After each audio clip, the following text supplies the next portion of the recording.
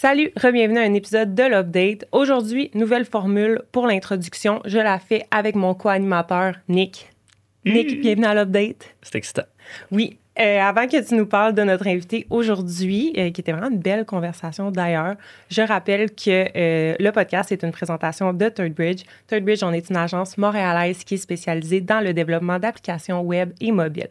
Pour nous, livrer du code de qualité, c'est vraiment la base. Là où est-ce qu'on réussit à venir se différencier, c'est à travers des applications que les gens aiment pour vrai en misant sur le UX. Nick, veux-tu nous en dire plus sur l'épisode d'aujourd'hui? Yes. Donc, aujourd'hui, on reçoit Félix Gagné, qui est quelqu'un que j'aime beaucoup. Il est le fondateur de l'application Ludo. Ludo, qui est une application de défi bien-être pour les entreprises. Donc, Félix, c'est un entrepreneur que je côtoie depuis le début de son parcours entrepreneurial. J'ai une très belle relation avec lui. On se parle très souvent. Je crois que j'ose espérer que j'ai eu un bel impact dans son parcours puis sur son produit. Puis, ça a engendré des très belles conversations avec quelqu'un de charmant. Absolument. Voilà. Bien, merci, Nick. Puis, bon épisode.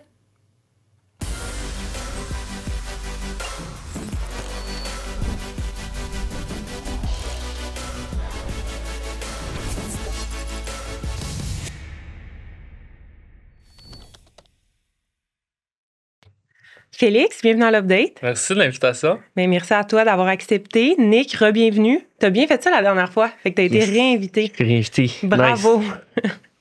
Félix, tu es le fondateur de l'application Ludo. On te connaît un peu plus personnellement, surtout Nick. Donc, ça va vraiment être une conversation, le fun aujourd'hui. Fait qu'avant toute chose, je vais te laisser te présenter. Mais jump pas dans Ludo tout de suite. Parle-nous de toi, puis ensuite, on expliquera qu'est-ce que Ludo. Cool. Ben, merci. Je suis vraiment content d'être ici. On a développé des belles relations avec vous autres dans les dernières années. Fait que c'est comme vraiment... je suis vraiment reconnaissant de l'invitation. Mais oui, c'est ça. Je m'appelle Félix Gagné. Je viens de Gatineau originalement. Je suis né à Québec. Mes parents étaient à l'Université Laval. Puis je suis né à Québec. À 3 ans, j'ai déménagé à Gatineau. J'ai grandi là-bas, passé toute ma jeunesse là-bas. J'ai fait beaucoup de sport. Je pense que c'est pas mal ça qui caractérise ma jeunesse. J'étais au sport-études en soccer. Après ça, j'ai joué au football au cégep. Puis je suis déménagé à Montréal pour l'université. Fait que j'étais allé à Polytechnique Montréal pour faire mon bac en génie industriel. Puis là, ben, je fais partie de la cohorte de gens qui étaient étudiants pendant la pandémie. Fait que deuxième année d'université, le COVID est arrivé. Puis ça a chamboulé beaucoup d'affaires. Ça a été quand même une phase difficile pour tout le monde, mais aussi pour les étudiants. Tu étais appelé aussi, Nick, c'est quand même une grosse charge de travail, c'est quand même stressant et tout ça. Puis ça a été un peu ça l'élément déclencheur de Ludo finalement. J'ai toujours été quand même un entrepreneur aussi dans l'âme. J'avais parti ma première business quand j'étais au cégep avec des amis. On avait des machines distributrices qu'on vendait des suppléments en portions individuelles pour des gyms. Fait qu'on mettait des machines dans des gyms. On avait 9 machines distributrices dans la région de Gatineau, Ottawa-Gatineau. Puis c'était vraiment une belle expérience entrepreneuriale. C'était comme un projet aussi, plus, mettons... à Manon, on a fait nos projections financières, puis c'était comme pour se rendre à 1 million de revenus, qu'est-ce que ça va prendre, tu sais? Puis c'était comme, ouais, c'est peut-être pas le meilleur modèle d'affaires, là. Faut vraiment que t'en vendes beaucoup des barres de protéines à 2$ pour te rendre là. Fait que bref, on a comme fermé la business, c'était une belle expérience. Je suis parti à Montréal, puis là, ben, je suis... the rest is history, là.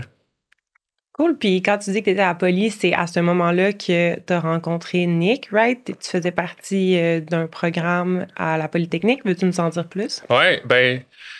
Tu sais, sans expliquer nécessairement Ludo encore en détail, mais Nick, ça a été la première personne à entendre l'idée officiellement. Je sais pas si tu savais, là, mais... Wow! Ouais, genre, l'idée, elle ruminait dans ma tête depuis quand même longtemps. Puis j'ai eu l'idée originalement. J'étais en hike au Mont Orford avec ma copine. Puis à ce moment-là, j'étais comme un peu en questionnement, tu sais, qu'est-ce que je fais après mon bac? C'était ma dernière année de bac. J'avais toujours le côté entrepreneurial dans moi. Puis là, j'ai eu comme le flash pendant le hike de faire comme, hey, ça serait cool, je me demande s'il y aurait un marché pour ça. Je me suis mis à faire des recherches, puis j'ai vu qu'il y avait comme un potentiel. Puis j'ai monté, dans le fond, à Polytechnique, il y a un programme d'entrepreneuriat pendant les études. Puis c'était comme ma dernière occasion de faire partie du programme. Fait que c'est comme à la place de faire un stage, mettons, en industrie, tu vas aller faire un stage entrepreneurial avec l'incubateur de Polytechnique.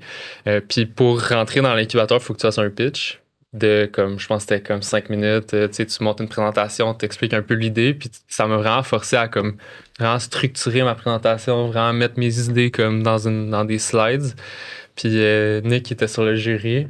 Puis il a entendu cette présentation-là, que c'était vraiment la première fois où est-ce que je prenais le temps là, de l'expliquer à des gens. Puis c'est vraiment de là que c'est parti. À partir de ce moment-là, on a comme gardé une relation. Il fallait qu'on se trouve comme un accompagnateur pour le parcours. Puis là, Nick, c'était mon accompagnateur. Fait qu'on a commencé à s'appeler, on a maintenu une relation. Puis c'est un peu comme un mentor aussi depuis les 2 dernières années. Mais ouais, parce que tu as fait un post là-dessus dernièrement, fait que j'ai appris que c'était la première fois que tu présentais ton idée à ce moment-là. Mais ça m'a surpris parce que tu étais vraiment rodé pour un gars que c'était sa première fois. Là. En tout cas, clairement, c'était pas la première fois que tu y pensais ou que tu n'étais pas arrivé avec cette idée-là pour avoir la bourse. Là, parce qu'il y a un peu de ça aussi des fois dans ce contexte-là. Ouais. Mais non, je trouve ça cool. Puis tu parles un peu de l'idée de est-ce que tu en parles de ton idée ou non pour pas te la faire voler. Puis, tu sais, moi, je suis un grand fervent de genre, parle-en à tout le monde. Une idée, c'est rien, c'est l'exécution qui compte. Là. Ouais. Mais en tout cas, moi ça m'a clairement conquis. Puis, mentorer, je l'avais fait avant. Mais toi, dans le sens, avant, c'était quelqu'un qui était venu me demander. Mais dans ton cas, c'est moi qui ai dit, je veux mentorer ce gars-là. Il y a de quoi? Fait que. Un coup de foudre entrepreneurial. Mais là, on n'arrête pas de parler de l'idée. Ouais. Parle-nous-en de Ludo. C'est quoi exactement? C'est quoi la problématique initialement que tu voulais venir régler? Ouais. Ben, comme je disais, j'ai fait mon bac pendant la pandémie. Puis j'ai eu quand même la misère, moi, à passer à travers la pandémie. Ça a été tough pour ma santé physique, ma santé mentale. Je me sentais vraiment seul. Puis bref, à la place de comme faire partie du problème, je me suis comme dit, je vais prendre les choses en main, je vais faire partie de la solution. Puis j'ai commencé à organiser des défis sportifs, bien-être pour les étudiants dans mon programme. Puis ça a vraiment bien pogné. C'était vraiment cool. On a mobilisé, tu sais, je dis on parce que je faisais partie d'un comité étudiant. Puis comme j'ai l'idée le projet avec d'autres gens. Puis ça a vraiment comme mobilisé le monde. C'était vraiment rassembleur. C'était vraiment le fun. On a eu plein de bons commentaires. Puis, moi, j'ai toujours été comme un sportif. Puis là, c'était comme je passais de la personne qui faisait du sport à la personne qui aidait les autres ou qui motivait les autres à faire du sport. Puis j'ai vraiment aimé ça. Je suis vraiment tombé en amour avec ce feeling-là. Fait que j'ai fait ça pendant mon bac comme une implication comme scolaire, tu sais. Puis ça m'a comme vraiment... j'ai vraiment développé une passion pour organiser des défis sportifs, des défis bien-être. Puis, ben là, tu sais, quand je parlais de mon fameux hike tantôt, là, ben là, c'était comme. L'idée, c'était de. Tu sais, je me posais la question, tu sais, je veux-tu partir une business? Qu'est-ce que je veux faire après mon bac? Puis j'étais comme, tu sais, ça, là, dans toutes les choses que j'ai appris pendant mon bac en génie industriel, dans toutes les implications que j'ai faites, ça, c'est la chose que j'ai le plus aimé.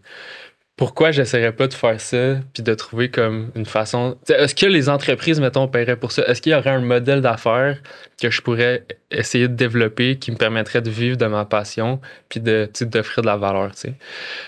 Puis fait que c'est un peu devenu ça, Ludo, avec le temps. Fait qu'au début, on organisait des défis sportifs en entreprise. Fait qu'on allait voir des entreprises, on proposait l'idée de, OK, on va faire un défi sportif pendant 4 semaines, un peu la même formule que j'avais faite à l'université. Fait que à chaque semaine, tu as comme une nouvelle programmation, nous autres, on appelle ça des missions. Fait que tu as des nouvelles missions à chaque semaine qui vont chercher différents volets du bien-être. Puis de ça, ben, est né, dans le processus de validation de marché un peu, on s'est rendu compte que l'idée d'avoir une application, c'était comme vraiment nécessaire dans le contexte d'aujourd'hui où est-ce que tout le monde est en travail hybride. Il fallait être capable de rejoindre le plus grand nombre d'employés possible. Fait que c'était comme, OK, ben ça va prendre une application. Fait que toute l'idée de défi, finalement, s'est retrouvée dans une application qui s'appelle Ludo, qui permet d'organiser des défis sportifs, des défis bien-être dans les entreprises. Puis là, ben, c'est vraiment le modèle d'affaires aujourd'hui. Fait qu'on vend notre service d'organisation de défis à des entreprises directement. Puis là, tu sais, je parle beaucoup de défis, mais tu sais, on n'est pas dans genre courir un demi-marathon ou faire. J'ai vu des défis passer, c'est comme faire 2000 push-ups en 20 jours. On est vraiment pas là-dedans. Là. On est vraiment dans le plaisir, on est dans l'inclusivité, on est dans le bien-être. Fait que ça peut être des choses aussi simples que d'aller prendre une marche avec des collègues sur l'heure du dîner, de jouer avec ses enfants, de faire une séance de méditation, de prendre soin de son sommeil. On essaie vraiment de toucher à différents volets du bien-être. Puis, là, tranquillement, on est en train de faire aussi une diversification, là, fait que dans le sens qu'on a différents produits, différents défis qui vont répondre à différentes problématiques pour les entreprises. Fait qu'on travaille beaucoup avec des gens en ressources humaines pour les aider à atteindre leurs objectifs, que ce soit mobiliser les employés, fait qu'améliorer l'engagement, la cohésion d'équipe, que ce soit améliorer le bien-être, fait que vraiment, travailler des enjeux de la santé physique, de la santé mentale, fait qu'on c'est ça, c'est un peu ça la solution, puis c'est vraiment un package clé en main qui est vraiment facile à déployer. Puis, je pense qu'une des choses qui ont contribué au coup de foudre entrepreneurial, c'est que c'était vraiment un besoin chez nous. Là. Virge, tu te rappelles que...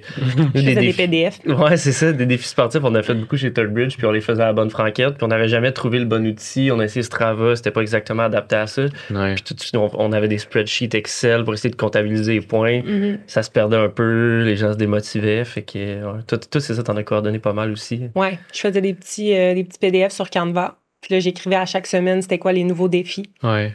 Je me suis forcée, là, quand même. Là. Ouais. J'avais amené le marketing dans ces défis-là. C'est vraiment mobilisant. Comme, vous l'avez vécu, même une entreprise qui va organiser un défi par eux-mêmes, comme c'est vraiment une belle initiative. Ça rassemble les gens, ça motive, ça crée vraiment de l'engagement, mais c'est long à organiser. Ouais. Si tu veux le faire bien, ça prend vraiment du temps, ça prend des ressources. Puis je la connaissais, la problématique, parce que je l'avais faite à l'université. Mm-hmm. Puis c'était comme la première fois, le premier défi que j'ai fait, là, je capotais, là, j'allais même plus à mes cours parce que j'étais comme, je faisais juste ça, j'organisais le défi, puis ça me prenait tellement de temps. Fait que mon côté ingénieur aussi est venu dire comme, hey, y a-tu moyen d'automatiser des choses? Ouais. Y a-tu moyen de faire en sorte que ça prenne moins de temps, puis que ça ait encore plus d'impact? Puis c'est un peu ça la genèse de Ludo, au final. Puis j'ai l'impression que je vais te voler ta question, fait que je vais juste faire la prémisse, mais ce qui est intéressant de ce que tu nous racontes à travers l'histoire de Ludo, c'est que tu as vraiment commencé from scratch à tester. Tu vendais juste le service de défi, puis ensuite ça s'est transféré en application. Je sais que tu avais des questions précises par rapport à ça. Fait que je te laisse. C'est ton podcast. Non, mais je vais te laisser la parole, je parle tout le temps. Vas-y, pose tes questions. Non. C'est tellement la question. Non, ben oui, puis c'est bien dit, mais moi, ce que je trouve super intéressant de votre business, puis qui m'a encore plus convaincu, encore une fois, dans ton approche, c'est que je trouve que tu as une approche très lean au startup. Puis tu sais, c'est de quoi qu'on entend le concept de MVP, qui veut dire Minimal Viable Product, où l'idée, c'est d'avoir, tu sais, d'arriver au marché le plus rapidement possible pour tester. Puis là, souvent, les gens prennent ça pour comme, je vais mettre 1/2 million dans une app, puis ça va être mon MVP. Mais en réalité, un MVP, tu peux le faire avec des spreadsheets Excel, tu peux le faire avec des bouts de papier, Puis c'est un peu l'approche que tu as eue. Puis moi, j'étais vraiment inspiré par ça, parce que je me disais, ça, c'est un vrai MVP, puis c'est comme ça que tu valides. Mm-hmm. Fait que, bref, j'ai un peu mis plein de mots dans ta bouche, mais parle-nous de ta démarche. La première chose, j'ai l'impression, une espèce de fausse conception que les jeunes entrepreneurs ont, puis que moi-même j'avais, c'est que il faut vraiment que tu aies un produit comme un beau produit pour être capable de le vendre. C'est l'espèce de peur, là, l'espèce de barrière mentale de comme mon produit il est pas assez beau pour que j'aille le vendre. Puis j'ai vraiment passé par là aussi. Ça a été difficile à surmonter, mais j'ai l'impression que à un moment donné, je me suis comme décidé, j'ai fait comme je vais essayer d'aller le vendre, mon idée, sans même avoir un produit fini, juste comme un prototype que je pouvais montrer en 5 minutes dans une présentation rapidement, puis faire comme voici qu'est-ce que je pourrais vous faire, est-ce que ça vous intéresserait? Puis ça a été comme c'est comme ça que je suis allé chercher en fait les premiers clients pour Ludo. C'était comme voici le service que je pourrais vous organiser, est-ce que ça vous intéresse? Oui, ok, ben donnez-moi 2 mois puis je vais bâtir le produit. Mm-hmm. Puis une des choses, moi, que les décisions que j'ai prises, puis une des forces, je pense, qu'on a chez Ludo, c'est qu'on a vraiment optimisé le développement pour aller vite. Ouais. Fait qu'on a pris des décisions pour être comme dans l'efficacité, essayer d'apprendre le plus rapidement possible, de valider, d'invalider des choses le plus vite possible. Fait que ce que tu dis, l'approche MVP, ben on l'a un peu forcé. C'est comme, on a un client qui va commencer un contrat dans 2 mois, puis il faut qu'on bâtisse un produit.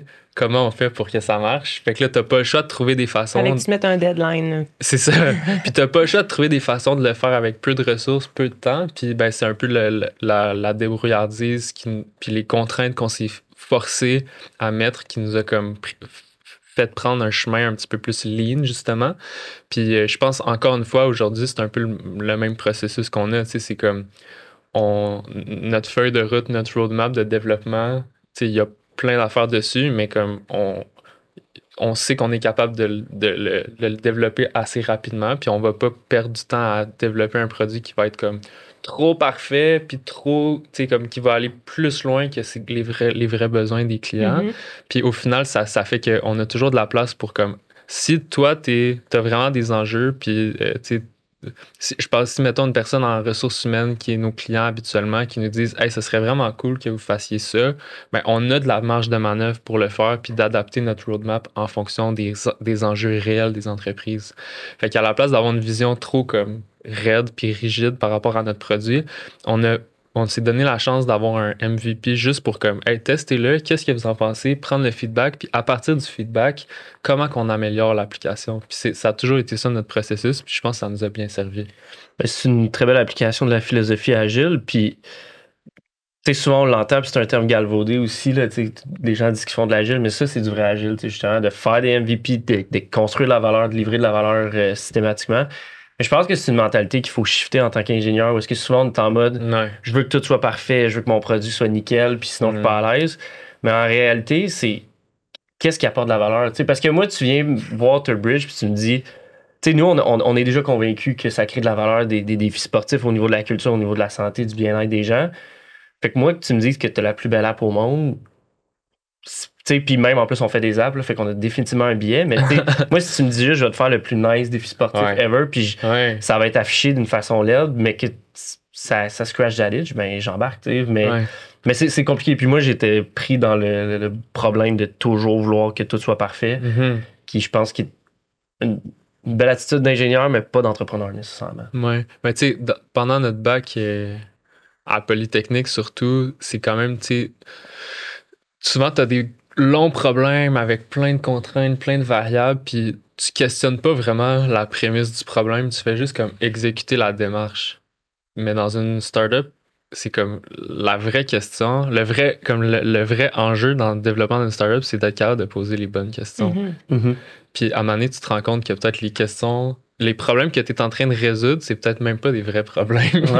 Puis c'est parce qu'il y a tellement de problèmes partout, tu sais, dans une startup ou dans n'importe quel business, il y a souvent des problèmes, des inefficacités, puis c'est de savoir, OK, ben c'est lesquels qui valent vraiment la peine qu'on mette nos ressources là-dessus. Puis ça, tu sais, c'est un apprentissage, puis c'est un muscle que je travaille continuellement parce que tu as le goût que tout fonctionne bien tout le temps, à tous les niveaux. Ça fasse plaisir à tout le monde. Ça fasse plaisir à tout le monde, mais tu sais, nous, souvent, on met quand même de l'effort dans l'application puis dans l'expérience, mais là, tu sais, mettons, en ce moment, on a c'est plus au niveau administratif, dans nos propres processus internes, que là, on est comme un petit peu plus, on a essayé d'aller vite, puis là, c'est là que ça nous ralentit, mais bref, c'est on monte la business au fur et à mesure que les besoins réels y apparaissent. T'as-tu une question? Oui, ben, je voulais juste revenir sur tout à l'heure quand tu disais que tu parlais avec les personnes en ressources humaines puis que tu te laissais de la marge de manœuvre pour faire des modifications ou ajouter des fonctionnalités en fonction de leurs besoins. C'est quoi votre processus de recherche auprès des utilisateurs? Est-ce que vous envoyez des sondages? Est-ce que vous faites des focus groups? Comment vous fonctionnez? On fait de tout, sincèrement. On a fait beaucoup, genre des centaines de rencontres individuelles avec des gens, juste des discussions, puis apprendre à les connaître, apprendre à comprendre leur réalité. Des gens qui utilisent l'application ou des gens... Les deux. OK. Des gens qui sont... Ben, c'est parce qu'au final, mettons, même si c'est peut-être la personne en RH ou les gestionnaires, les têtes dirigeantes qui vont prendre la décision, mais tout le monde dans l'entreprise utilise l'app. Fait que pour nous, tout le monde qui est sur Ludo a une perspective qui est importante pour nous. Fait qu'il y a eu beaucoup de rencontres individuelles. On a fait des sondages. C'est un mélange un peu de tout. Ouais, on en a tellement fait, on a tellement récolté beaucoup de données, puis il y a aussi des données dans l'application qu'on est capable de ressortir. Ouais. Fait que c'est comme un peu un mélange des trois, là. Puis c'est sûr que nous, on l'utilise aussi. Fait que de bâtir un produit qu'on aime réellement utiliser, ça, c'était quand même un... Des fois, tu sais, des fois, t'essaies de trouver une façon très analytique de répondre à tes enjeux. Moi, c'est un réflexe que j'ai d'essayer de trouver des KPI puis de trouver des... mais des fois, quand t'as pas beaucoup de données, ben juste de dire mon feeling pour moi en tant qu'utilisateur de mon app, c'est ça, puis on va essayer ça, puis on va juste. Tu sais, des fois, il faut comme aussi dire, faut aussi apprendre à en laisser, puis de dire juste comme, ok, ben je sais pas exactement ce qu'est la meilleure chose, mais mon gut feeling, c'est ça, on va l'essayer, puis on va voir qu'est-ce que ça dit. Fait que c'est un peu un mélange de tout, je te dirais. Puis quand tu disais ton utilisation de ton app, est-ce que tu l'utilises de manière individuelle? Est-ce que, mettons, c'est juste pour les entreprises ou quelqu'un qui veut pas être sur Strava, qui veut être sur Ludo, ça ferait du sens? Pour l'instant, c'est juste pour les entreprises, mais nous, on l'utilise dans notre entreprise. Puis on l'utilise aussi dans le contexte de l'incubateur. Donc, on fait partie de la base entrepreneuriale du HEC, qui est un incubateur avec des startups. Puis on est comme une belle communauté à utiliser Ludo présentement. Fait que, mais moi, je l'utilise depuis day one. Là. Je suis le utilisateur numéro 1. Puis je pense que je suis dans le top aussi. Je suis pas le premier des points, en fait, parce que tu accumules des points en faisant des activités. De l'app au complet, c'est pas toi? Non, il y a des gens qui sont encore plus motivés. Puis, ben, moi, je trouve ça super le fun à voir. Là. Je pense que je suis quand même dans le top 5, mais. C'est-tu le premier qui gagne Ludo? Genre, il devient comme président. Ouais, c'est ça, c'est comme un. De donner la compagnie. Ben, moi, une affaire que je voulais te parler, que je trouve vraiment, encore une fois, intéressant par rapport à votre business, c'est que, on parlait de votre approche un peu Lean Startup, puis je pense qu'il vous a mené vers un choix qui était le no-code, puis là, peut-être qu'on se tire dans le pied, parce que nous, on est l'inverse de no-code, mais je trouve ça intéressant de voir à quel point vous êtes capable de vous rendre loin avec cette formule-là. Puis, un peu, c'est quoi ton expérience avec ça? Tu sais, t'as un background en ingénierie quand même. Fait que, en tout cas, je serais curieux d'entendre un peu parler de votre démarche. Puis où est-ce que vous en êtes par rapport aux réflexions là-dessus? Oui, ben le choix du no-code, on l'a fait au début, parce que pour aller vite. Puis, excuse, peut-être juste expliquer le no-code un peu comment ça fonctionne pour. Ben, dans le fond, nous, on est sur une plateforme qui s'appelle Bubble. C'est un full stack dans le sens que tu peux bâtir tes interfaces là-dessus, tes bases de données sont là-dessus. Tu peux aussi programmer, tu peux faire ton programme, ton code dans le fond est là-dessus. Puis à la place d'écrire manuellement le code, tu as toutes sortes de fonctions pré-programmées qui te permettent quand même d'aller loin, honnêtement, dans les fonctionnalités. Puis ce qui est limité sur Bubble, mais tu es capable de l'écrire en code aussi. Là. Fait que tu es capable de faire du genre de hybride. Est-ce que tu codes un peu ou c'est plus ton partenaire? Ben, tout le premier, mettons, la première base de code, no code, mais code quand même. Mettons, toute la première base, c'est tout moi qui l'ai faite. Puis là, ben, éventuellement, mon partenaire, puis des stagiaires, puis des employés qui ont retravaillé dessus. Comme, je pense pas qu'il reste aucune fonctionnalité que c'est mon code original. Là, là. Je pense que ça a été retravaillé, mais oui, je suis capable de le faire, puis j'en fais encore. De moins en moins, mais j'en fais encore. Mais ouais, c'est ça. Pour revenir au no-code, nous, ça a été un choix d'efficacité, de vitesse. Là, d'être capable de ship le plus rapidement possible nos features. Puis on a comme pris la décision d'aller sur Bubble. Je pense qu'il y en a différents, mais là, ça fait plus que 2 ans qu'on est là-dessus. Puis ça tient encore vraiment bien. On n'a pas vraiment... on n'a pas vraiment d'enjeu, sincèrement, de comme limitation à cause de ça. C'est vraiment évolué. Là. C'est vraiment un outil qui est puissant. Ouais, je pense que dans une startup, surtout, je dis pas que c'est recommandé pour tout le monde. Dans une startup, je pense que le plus gros avantage qu'on peut avoir, c'est notre vitesse d'exécution. Puis d'utiliser une plateforme comme ça nous aide beaucoup à aller plus vite. On est capable de passer d'une idée à la feature est live dans l'application en un après-midi, là, puis on le fait de façon très régulière. Là, comme on peut réparer nos bugs vraiment vite. On peut, comme ça nous donne des cycles d'itération vraiment plus rapides. Fait que moi, c'est sûr, je le recommande. C'est sûr aussi, de mon expérience, je savais déjà programmer un peu. Là, j'avais eu des cours, mettons, de programmation à l'université. J'avais joué avec. J'étais pas comme un excellent programmeur, mais je partais pas de zéro. Pour quelqu'un qui part de zéro, ça peut quand même être intimidant aussi. Puis, faut que des fois, veux pas, il y a des enjeux de comme d'aide technique qui peuvent apparaître aussi quand tu veux peut-être plus scaler à long terme. Ben, il faut quand même que tu sois. C'est pas parce que c'est du no-code que. Il faut quand même que tu le fasses bien. Il faut que ton infrastructure soit bien configurée. Il faut que tes bases de données soient bien set-up. Tout, faut quand même que ce soit réfléchi. Fait que d'avoir une base d'ingénierie, ça aide. Mais on a juste engagé des ingénieurs jusqu'à présent. Puis tout le monde travaillait sur Bubble. Puis c'est comme tout le monde était comme ah wow, c'est vraiment bon. Là. Genre, ça fait vraiment la job. Très cool. Puis je pense que, parce que moi, j'aime beaucoup la vision de, tu sais, nous, c'est un de nos slogans, là, mais le futur est custom là, au niveau logiciel. Puis je pense qu'il y a des solutions comme ça, tu sais, ou le AI qui permettent de juste arriver plus vite avec des solutions. Ouais. Tu as quand même besoin de l'expertise, de bien créer la bonne solution pour le problème, la bonne interface, etc. Fait que je pense que l'expertise reste ultra pertinente. Puis tu sais, ce que tu me parles, c'est des processus d'ingénierie logicielle qu'il faut quand même que tu intègres dans ton flow de travail. Mais après, si on peut passer moins de temps à juste bisouner ou se battre avec des frameworks ou des langages de programmation pour arriver avec la solution. Ouais. T'as mis le mot bisouner? C'est ça qu'on fait chez ToadBridge.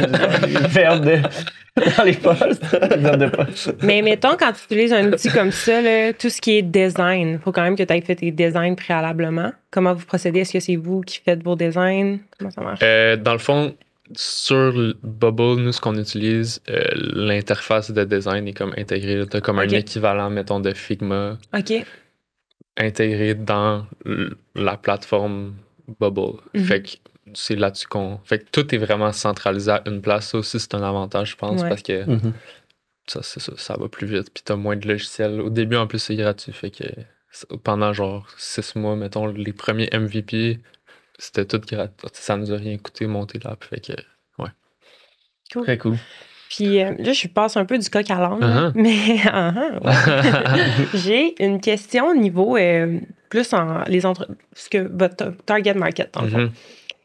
Tu sais, je pense que les défis en entreprise, c'était ultra populaire quand on était beaucoup en présentiel, pas en présentiel, pardon, remote.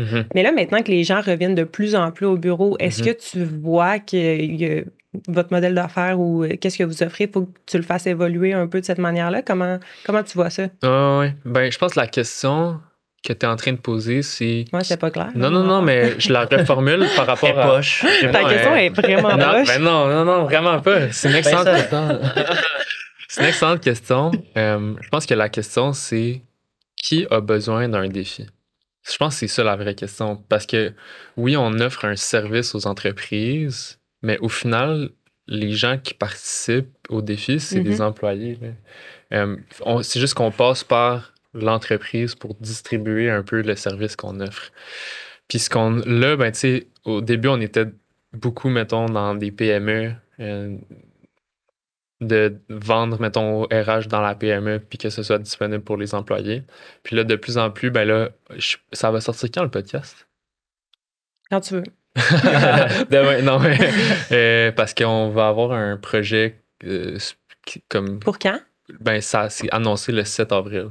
On peut timer ça. Ouais, parce que, ouais, c'est ça, fait que, ouais, là, mettons, on fait des partenariats aussi avec des, mettons, distributeurs ou des partenaires. Je vais recommencer un peu pour vraiment bien le formuler, là, mais... Ouais, c'est ça. Fait qu'au début, on était très dans des PME où est-ce que là, on vendait, mettons, au RH, puis c'était utilisé par les employés. Puis là, de plus en plus, on travaille avec des partenaires, des organismes qui veulent offrir des défis à leur communauté parce que ça fait partie de leur mandat de sensibiliser les gens par rapport aux bienfaits de soit l'activité physique, la santé mentale, etc. Fait qu'au mois de mai, du 2 mai au 30 mai, on organise un défi avec la Société canadienne du cancer. Nice. Ça va être ouvert à tous, gratuit. Durant tout le mois de mai pour vraiment sensibiliser les gens aux enjeux de la sédentarité. Fait qu'au final, on a bâti en fait un véhicule de prévention de la santé physique et mentale qui est pertinent dans les entreprises en sachant que ben, c'est un levier pour la rétention des employés, la motivation, la performance au travail. Tu sais, que tes employés soient en santé, c'est une bonne chose. 100%. Mais c'est pas limité seulement à ça. Tu sais. Fait qu'il y a vraiment des perspectives de croissance qui sont vraiment intéressantes. C'est aussi aux États-Unis, par exemple, où est-ce que le système de santé, c'est un système de santé qui fonctionne un peu différemment.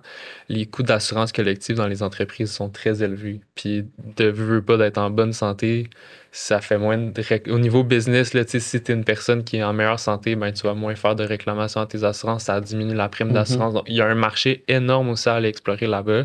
Fait qu'il y a vraiment différentes perspectives de croissance qu'on étudie en ce moment. Tu parles aux compagnies d'assurance. Tu sais, t'as comme accédé à un moment donné qu'il y avait un truc où est-ce que C'est ça. tu chauffais ton char, puis Exact. t'étais en mode char, tes assurances baissaient. Exact. T'as Ludo sur ton sel, en tout cas. Il me semble qu'il y a de quoi à faire. Vraiment, c'est vraiment ça la vision. Puis il y a clairement moyen de le faire. Là, c'est rendu, c'est une autre business, tu travailles avec des actuaires, c'est comme une autre affaire, mais le fondement, le fondement de dire on va organiser un défi pour motiver les gens, on va le faire ensemble, ça va vraiment nous faire prendre nous aider à adopter des saines habitudes de vie. Clairement, c'est bon que ce soit dans une entreprise ou ailleurs, là, tu sais. Fait que. Comment ça va marcher, mettons, avec la Société canadienne du cancer? Est-ce que les gens peuvent se joindre à ce défi-là, puis ensuite, il y aura des sous-groupes ou ça va être comme... Oui, mais ce défi-là en particulier, c'est un défi inter-entreprise. OK. Des équipes de 2 à 6 personnes. OK. Ça dure 30 jours pendant le mois de mai. Fait que tu peux t'inscrire gratuitement. Ça passe par l'organisme qui s'appelle Actiz. Fait que là, je connais pas exactement. Le nom n'est pas confirmé à 100% encore, mais il va y avoir beaucoup de promotions là-dessus. Peut-être on peut le mettre dans la description. Oui. On pourra. Non, mais pour vrai, c'est pour les entreprises. Fait que tu t'inscris, mettons, avec tes collègues, 2 à 6 personnes dans l'équipe, puis c'est un défi inter-entreprise. L'été passé, on l'avait fait. Là. Je pense que vous aviez participé aux Jeux Ludo-Olympiques, parce que c'était les Jeux Olympiques de Paris. Puis on avait organisé un défi thématique pour les Jeux Olympiques, mais c'est un peu le même concept là, cette année. Fait que c'est ouvert à tous gratuit pendant l'été pour se motiver à adopter des saines habitudes de vie. Ça fait longtemps qu'on n'a pas fait de défi. Je pense que c'était notre dernier, les Jeux olympiques. On est dû. Là. Mais let's go! Avec le retour du printemps. Là. Let's go! Faut organiser ça. Là. Faut absolument faire ça. Puis l'aspect, justement, gamification, tu sais, on le voit un peu avec... Moi, j'aime bien Strava. Là, pour mon usage personnel, maintenant, j'utilise Strava beaucoup, mais ce que j'aime, c'est... mettons que tu fais il y a des petits défis, puis là, tu peux te joindre à un défi genre 1000 km en avril, genre des trucs comme ça. Moi, j'aime voir le leaderboard, j'aime voir les gens ont fait combien, j'aime voir les stats des gens, mais tu sais, pas genre avec un œil de jugement, vraiment juste parce que je trouve ça le fun. Absolument. Puis cet aspect de gamification-là, je trouve qu'il est encore plus grand chez Ludo, puis c'est un peu moins toxique que ce travail aussi, que ce soit un pointage et non genre un pace, comme ça. Veux-tu nous parler un peu de ça? Ben, par rapport à Strava, moi, j'étais un power user de Strava. Ah ouais. Vraiment aussi. J'ai vraiment trippé là-dessus jusqu'à temps que ma relation avec l'activité physique change un peu. Je me suis blessé. Je m'entraînais, dans le fond, pour mon 2e marathon. Puis j'étais vraiment comme moi aussi, là, ça me motivait. Là, voir les stats. Tu vas sur ton profil, tu vois genre la courbe, le graphique qui augmente. Ah ouais, puis là, quand t'as un petit down, t'es comme « Oh! » C'est ça, exactement. Mais tu sais, pour moi, de mon côté, c'était tellement une grosse motivation, sauf que ça me motivait à me spécialiser, à faire une seule chose, qui était, mettons, la course à pied, puis de me concentrer. Tu sais, comme quand tu as un pointage, ça devient vraiment comme ton focus numéro 1. Tu es comme, faut que j'augmente mon pointage, faut que mon graphique, il monte. Sauf que, qu'est-ce que ton corps a besoin? C'est pas nécessairement plus de courses dans une semaine. Ouais. Puis le fait aussi, fait que ça, c'est la première chose avec Strava que moi, de tout le temps vouloir plus, à un moment donné, ça m'a poussé à l'épuisement. Puis j'ai eu une fracture de stress au pied qui m'a empêché de courir mon marathon. Puis ça m'a vraiment fait re-questionner ma relation avec le sport puis l'activité physique parce que, tu sais, j'étais au sport-études, j'ai joué au football à quand même un haut niveau. Et après ça, j'ai fait des marathons. Tu sais, j'étais toujours dans la recherche de la performance. Puis après, je me suis comme posé la question, tu sais, c'est quoi qui est mieux pour ma santé? Tu sais, c'est-tu vraiment d'être dans la performance puis de courir à un meilleur pace possible? C'est-tu vraiment ça? Parce qu'en ce moment, tu sais, à ce moment-là, c'était comme je faisais juste de la course. Je faisais rien d'autre que de la course à pied. J'étais hyper spécialisé là-dedans.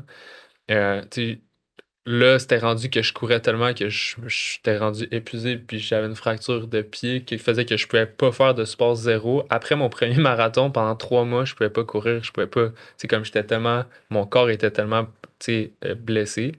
Fait que bref, ça m'a tout fait re-questionner un peu ma relation avec l'activité physique. Puis c'est un peu comme ça aussi que Ludo a comme on a adopté une approche vraiment plus comme dans l'inclusivité, vraiment plus. Nous, ce qu'on dit, c'est on est dans la bienveillance et non la performance. Mhm. Le but, c'est qu'est-ce qui est bon pour toi en ce moment? Est-ce que c'est de prendre un break? Ben, si c'est de prendre un break, prends un break. Puis comme, tu sais, des fois, on a des points, on a des missions particulièrement pour comme prendre une pause. Parce que c'est comme, c'est important de t'arrêter des fois, puis prendre soin de ton sommeil, puis de, tu sais, comme.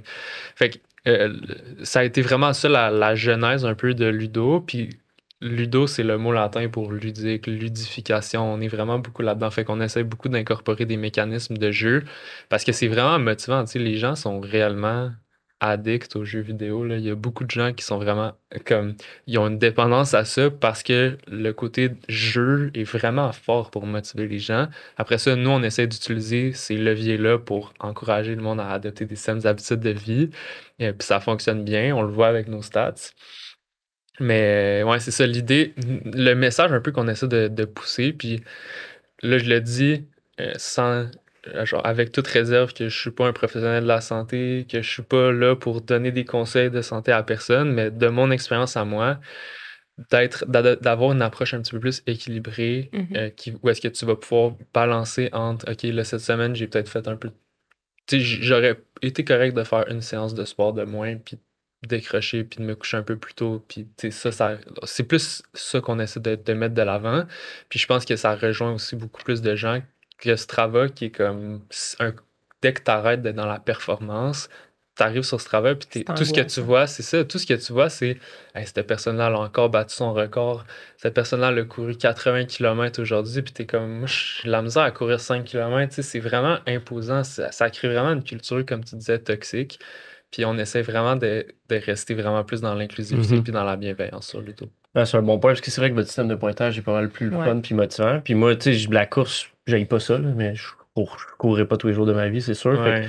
quand on faisait des défis sportifs, puis admettons, c'est ça, ton C'est game, ça. c'est comme, bon, ben, C'est je vais ça. me faire mal dans les chevilles, I guess, parce Ouais. que C'est je ça. veux gagner, parce que C'est ça. c'est compétitif. Mais puis vous aussi, il y a un aspect nutrition aussi, des fois, là, des Ouais. défis qui C'est sont, ça, Ouais. qui exact. est une partie extrêmement importante, Exact. que souvent les gens oublient. C'est comme, je vais m'entraîner à tous les jours. Si tu manges du McDo, ça sert pas à grand-chose, tu sais. Ouais, exact. On essaie d'aller chercher le plus de composantes possible. Ça, je disais un peu comme on est un des défis un des défis qu'on a, c'est qu'on a de la difficulté à expliquer, à faire comprendre aux gens facilement c'est quoi un défi avec Ludo, tu sais, parce Ouais. que il y a souvent des gens qui ont participé à des step challenge, mettons, où est-ce que là, tu vas compter tes pubs puis tu vas essayer de faire le plus de distance possible. Mais tu sais, nous, on essaie de tout ramener ça à un système de points unifié où est-ce que tu fasses de la course ou jouer avec tes enfants, ça va te mettre sur la même unité qui est les points. Ouais. Puis, fait que, tu sais, que ce soit prendre soin de ton alimentation, prendre soin de ton sommeil, méditer, tu sais, tout ça, ça te donne des points aussi, là, tu sais. Fait qu'on essaie vraiment d'aller chercher le plus de composantes possibles du bien-être à travers Ludo. 100%. C'est vraiment plus fair aussi là, quand on faisait nos défis puis qu'on était comme, OK, ben là, on le compte en kilométrage, mais quelqu'un qui va au gym, c'est sûr qu'il fait pas Mais beaucoup c'est de ça, tu kilomètres, sais. là. Ouais, ouais. Puis ça crée, tu sais, nous, quand on dit on essaie d'être inclusif, c'est que, mettons, quelqu'un, tu sais, on a eu des participants, des participantes qui étaient en chaise roulante ou qui ont des handicaps ou etc. ou tu sais, qui sont juste pas nécessairement, ils ont pas la forme physique pour faire un 5 km, tu sais. Puis ce que ça crée, c'est un contexte exclusif où Mhm. est-ce que c'est exclusivement les gens qui sont des coureurs, par exemple, qui peuvent s'inscrire à cette course-là. Fait que ça crée comme une gang de monde qui ont toutes un peu les mêmes capacités. Puis tous les gens qui sont à l'extérieur de cette gang-là, ben, ils sont pas inclus au final. Mhm. Souvent, c'est comme le premier réflexe dans une entreprise. Ah, il faut qu'on mette en place des initiatives sportives. J'espère que les gens ont entendu ça. Ouais, Ouais, c'est un bruit de monstre, quoi, là. On espère finir le podcast, on sait pas. Un petit tremblement de terre. Non, mais ça, ce que je disais, c'est que souvent, le premier réflexe quand on va vouloir mettre une initiative, mettons, sur le bien-être puis la santé, c'est comme, on va faire un club de course. Mhm. Mais tu sais, il y a comme 15% de la population qui court, là. La grande majorité des employés vont jamais se pointer une seule fois au club de course, Non, là. c'est ça. Mhm. Puis c'est comme, c'est quoi le message que tu es en train d'envoyer à tes employés? C'est comme, il faut que tu sois quelqu'un de déjà en forme, il faut que tu sois déjà en santé si tu veux obtenir les ressources de santé, mais c'est comme c'est le contraire au final. Les gens qui ont besoin le plus de se faire aider qui ont besoin le plus de ressources, le plus de support, c'est les gens qui ont moins ces habitudes de vie-là. Puis c'est ça qu'on essaie de mettre de l'avant. C'est une belle mission. Vraiment. Alors, On est rendu à la question dans le chapeau, mais là, je pense que Max il a sorti le chapeau en pensant que ça traînait. Fait que je vais juste aller chercher. C'est quoi? Donc, we're back. Question dans le chapeau. Puis après, ce sera ta casquette. OK. Il y en a 2. fallait les deux en Lightning Round. Lightning Round. Quel est le pire UX auquel tu as été exposé? Quelle est l'application la plus utilisée dans ton téléphone? OK, tu peux en choisir une. Le pire UX. Ouais. En ce moment, on est en train d'utiliser une plateforme, c'est catastrophique. C'est quoi? Oh mon Dieu. Il n'y a pas assez de gens qui écoutent ce podcast-là pour que ce soit grave si tu name drop quelque chose. Circle, là, c'est catastrophique. C'est quoi? C'est quoi, hein? C'est une plateforme de genre gestion de communauté, mettons. Là. On l'utilise avec. Je veux pas. Parce Non, je connais pas le monde qui l'ont fait, mais je connais le monde qui ont pris la décision. Puis genre, ils pensaient que c'était une bonne plateforme. Puis peut-être qu'ils pensent encore que c'est une bonne plateforme, mais je trouve ça catastrophique. C'est-tu une app québécoise ou c'est. C'est genre brésilien. Là. Ah ben, on s'en fout. Non, je sais, mais. On n'a pas beaucoup d'auditeurs au Brésil. Ah, tu serais surpris? Ah ouais? Ah ouais, depuis que j'y suis allée, hein. Ah, ça, c'est le segment en portugais. Ouais, Circle, c'est catastrophique. L'application la plus utile dans ton téléphone. Mes courriels, genre. Non, mais de quoi de le fun? Regarder, Ouais. Mais je vais regarder, mais je pense que c'est LinkedIn probablement. Là. Ah, Ouais, ça probablement fait deux LinkedIn. back-à-back qui nous répondent Ouais, LinkedIn. mais En ce moment, Félix, je suis- il poste à tous les jours. En ce Je moment, je suis sais, très je suis actif sur fière. LinkedIn. Si vous voulez aller checker ça, je fais un post à chaque jour en ce moment. Fait que Allez le il y a suivre. toujours du contenu. Là. C'est du bon, bon en plus. contenu. Pour merci. un post à tous les jours, je suis impressionné de la qualité du contenu. Très pertinent. Merci. Ben, Félix, on peut te suivre sur LinkedIn. Est-ce qu'on peut te suivre ailleurs? LinkedIn, je pense que c'est vraiment la meilleure place. Toi Sinon, et Ludo. ouais, ludo.ca, assez simple pour le site web. Puis le défi de la Société canadienne du cancer, gardez un œil là-dessus, ça s'en vient. 2 au 30 mai, c'est gratuit. Nice. On Ah. se fait des équipes. On va vous battre en passant. Ouais, Third Bridge Il y a va plein de gagner. prix à gagner aussi, d'ailleurs. Fait que, dont plein d'abonnements Ludo à notre plateforme SaaS. Fait Awesome. que, T'as-tu autre chose à plugger? non, c'est correct. Là. Je pense que je l'ai plugué assez. Là. Non, c'est bon. J'ai plugué le défi à la fin. Je pense que c'est un bon call to action. OK. Bon, ben. Très cool. Ouais, ben, merci, Félix. Merci à vous. Merci de l'invitation. Très cool. Belle Merci, expérience. Merci.